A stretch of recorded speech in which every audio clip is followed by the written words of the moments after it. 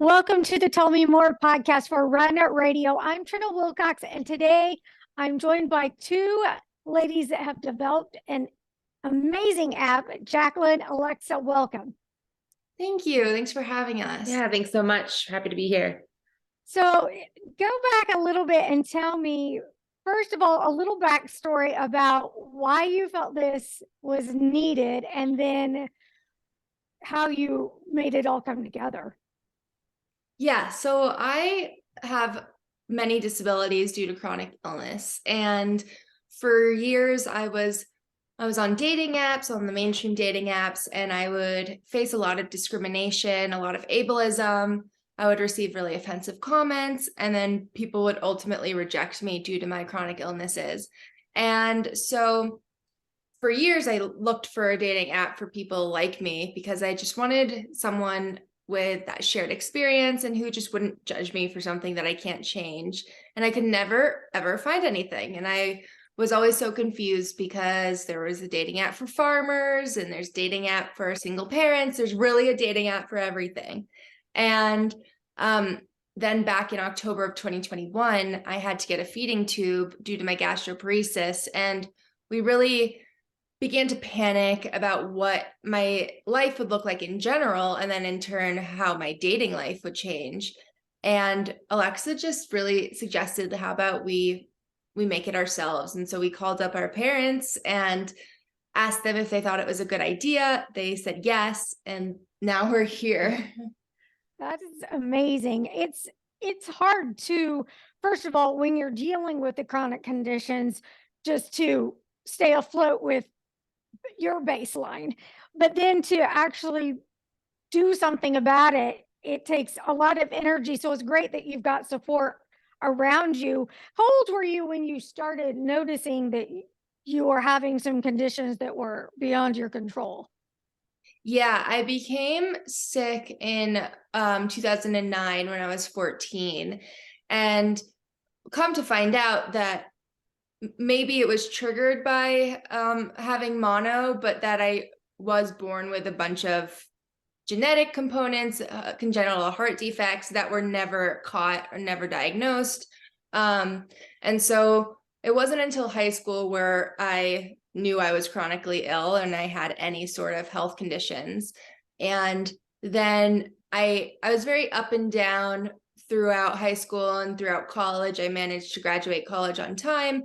And then after I graduated, I really took a downward spiral and my health became rapidly worse. And and so now I'm here and I'm about to turn 29, and I've really learned how to deal with just the ups and downs of having chronic illness and having a dynamic disability. And I know that no day is going to look the same. And so it's been hard to deal with, but it takes time. Now, one of the conditions we have in common is rheumatoid arthritis. I saw you on the Arthritis Foundation's feed on LinkedIn, and that's how I met you. And I think it's great that you're able to tell your story and connect with other people. That, for me, I've always been very bashful about it growing up, and bashful saying it nicely. I was ashamed and embarrassed, and I didn't want to talk about it. So things thankfully have changed.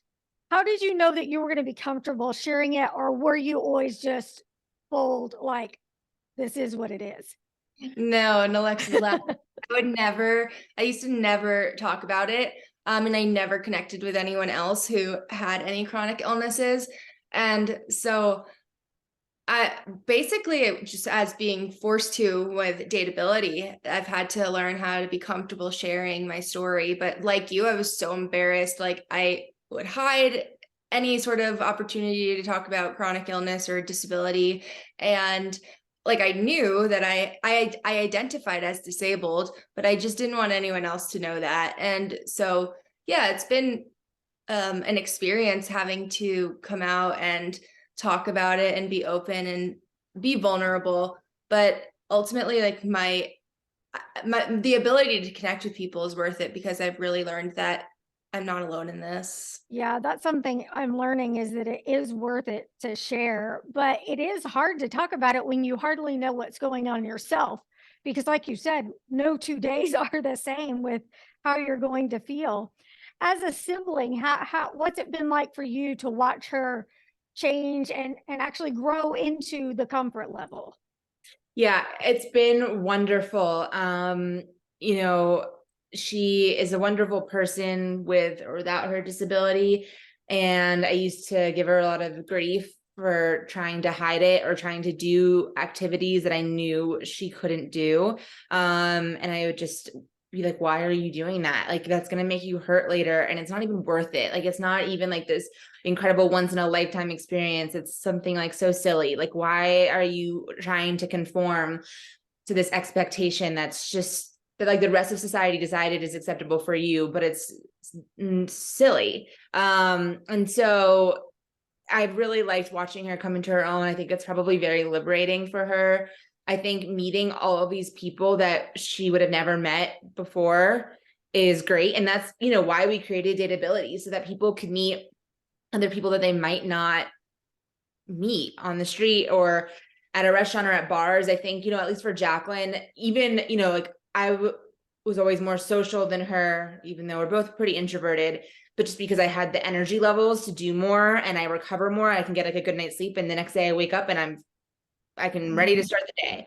And so I think that there are probably a lot of people in the disability community who feel that way. And so there's less interaction. I know that, Jacqueline didn't really have any close friends who were disabled. And I think that's part of it. It's a lot of people are managing their health. Now with the pandemic, like we're all, more hesitant to just go out into the world and socialize without masks and be around people. I think it's really caused a lot of us to become more isolated. And so Dateability provides that online platform for people to meet. Did you find the pandemic to be, I mean, challenging is putting it lightly, but did it just kind of rock your world? Yeah. Let's start on do you have 2 hours? mean, like it was like for me, it's like when you actually have the energy to actually go out, then you're like, well, I've got to put the mask on and it just seemed like a different level of trying to muddle through. Yeah. In the beginning, it was kind of nice because people got a glimpse into the isolation that we experience. And like, so everyone was home. It wasn't like I felt like I was missing out on anything. And people were constantly complaining about being like homebound and just being confined. And I was just like, well, you've got a little insight to what a lot of people are dealing with. And so the beginning was nice. And then once the rest of the population started to say that the pandemic's over, it's been difficult.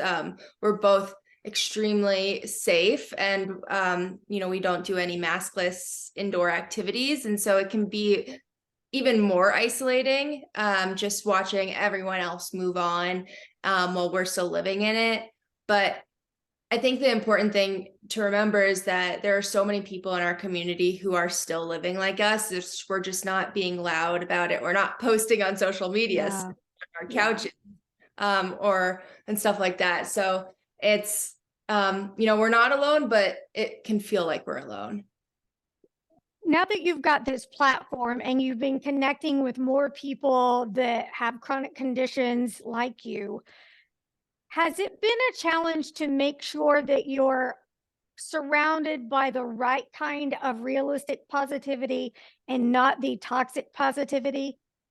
Yeah, both toxic positivity and the toxic negativity, because I see that on both sides, that it's like every question you might surround yourself is like, it's they're just like looking for, misery in company. And so it can be difficult to navigate those conversations of like, I don't want to necessarily be toxic positive, but just like realistic, because I'm not a complainer. I live a very happy and fulfilled life. So I'm like, stop bringing me down. And then at the same time, don't tell me, oh, it's okay, everything will be okay.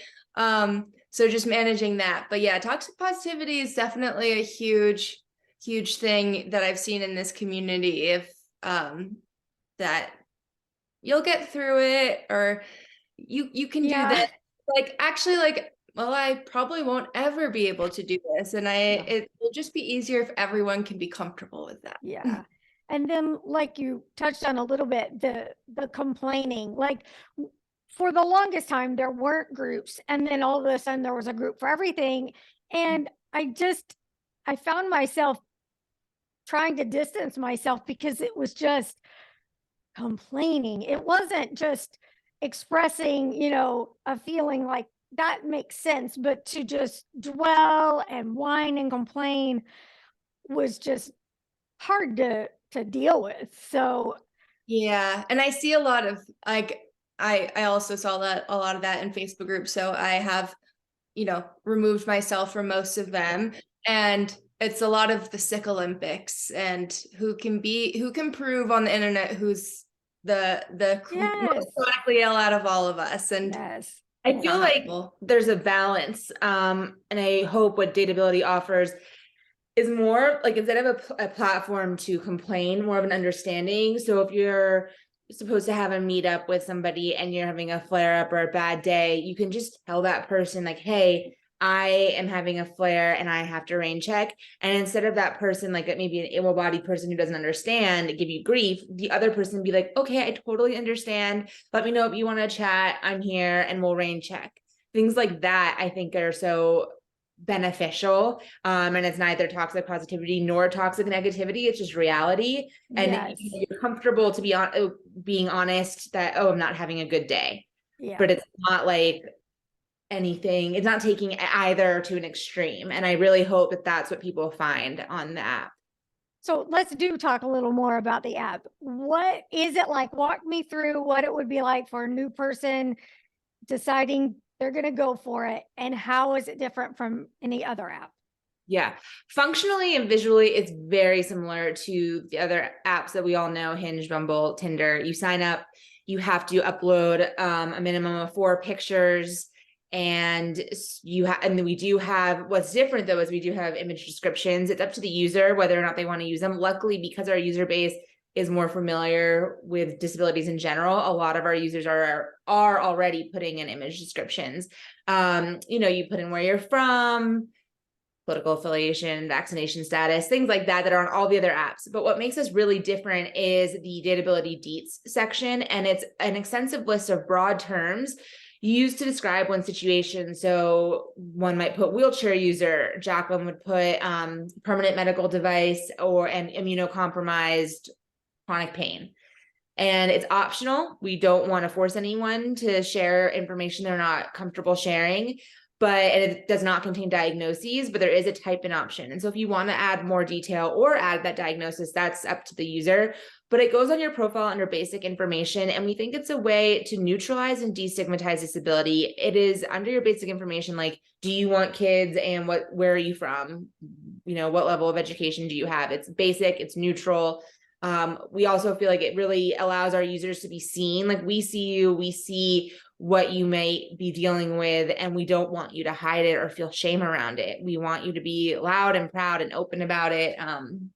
Yeah, we've had a lot of feedback that it's a relief to have this section on the app, because someone doesn't have to explain themselves, and it can also be a conversation starter. Like, oh, you have chronic pain? So do I. And so it can be a nice way to just connect with people who understand you. What's your age range that you've seen? We've seen all sorts of ages. We do see a lot of seniors. We see Gen Z and millennials. And so we really want it to be a place where anyone who is looking for someone can find it. We're open to the LGBTQ community. And so we really want to serve a diverse platform. And so that means people with physical, intellectual, and psychiatric disabilities, along with chronic illness, are welcome to join. And it's free. So that's the best part, is that we don't expect the community to just shell out $30 a month for something that they don't know is worth it. And so we really want to gain the trust of our community and say, hey, we're making this platform for you, and we're committed to making it the best it can be. So how do you get supported? Do you have sponsors or do you sell ads? We will eventually implement ads, and we want those ads to be accessibility forward brands. We want, we don't want to just take in from anyone. Yeah. We really want this to be a community that fosters relationships, whether it's friendship or romantic relationships, and just like a community where we see disability and accept it. Right now we're looking for investors to further fund our venture. Yeah, we eventually will add a subscription model Yes. and like Okay. like the other apps, but right now we're completely free. We're And really what did you, users. was that? Sorry, we're really focused on getting as many users as possible before we implement the subscription model. Excellent. When did you very first launch? At the end of October of 2022. Okay. So it's still fresh and new and very exciting. So right now you're just focused on romantic relationships. Do some of the apps have categories where people who are just looking for friendship and companion? Is that something you plan to incorporate as well? Only one of the apps that I'm aware of has the option for platonic companionship, and that is something that we will be adding as soon as we get the funding to do so. That will be our first implementation. So we're hoping sometime this summer, we can have that, because we know that that's important too. Like I mentioned, Jacqueline doesn't have many close friends who are disabled, and we've heard that from other people who are even married with kids. Like, oh, I wish I could find just girlfriends who understand. And so we think that's really important.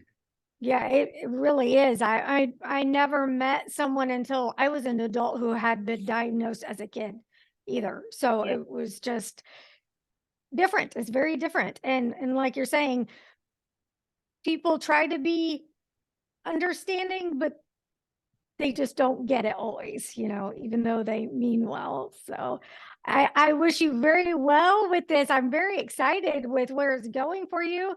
What else can you tell people? Where do they need to go for more information and to follow up, or if they want to invest? Yeah, so we are on Instagram at Datability app, and you can download the app on iOS for Apple or Google Play for Android. And we also have a web application version. So if people prefer to use their computers, they can just go to databilityapp.com. And you can always shoot us an email. You have our emails on our Instagram or our website, which is info.databilityapp.com. All right. Thank you so much. Appreciate it. Come back. Thank you Thank so you. much.